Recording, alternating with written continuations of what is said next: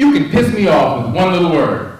We all know what it is. It starts with N, ends with and I really only mean make me want to fight if you're white. Then, should I be equally upset when some nigga calls me kike, or is like, ya high, yella, half-breed, or otherwise overtly tries to sow some sort of seed of hatred that's race or shade motivated, even though it's obvious that we're all related. Ain't it? Me? I'm just glad that I made it this far, figuring out exactly who it is that I are. I'm never gonna be a star because I'm never gonna try. Why should I? There's a universe behind these eyes.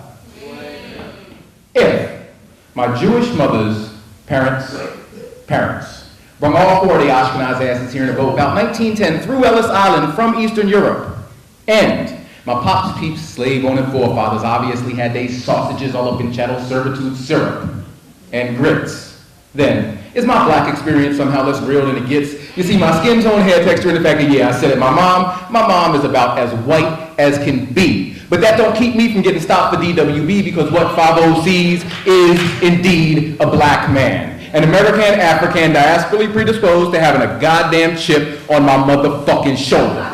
It's just a little piece of the Sisyphean task that is bearing the bulk of prejudice's boulder, which doesn't get easier as I get older. In fact, it feels like it gets more awkward and harder. The whole conversation these days is a non-starter. You can't even use words that accurately represent the reality of the situation. I mean, try having a simple talk about the price of gas with somebody who won't acknowledge inflation, much less an in-depth conversation on the intricacies of workers' rights with an idiot who ignores illegal immigration. See, if you claim to be colorblind, and meanwhile, I just so happen to be a person of color, what other conclusion can I come to but that you can't see me?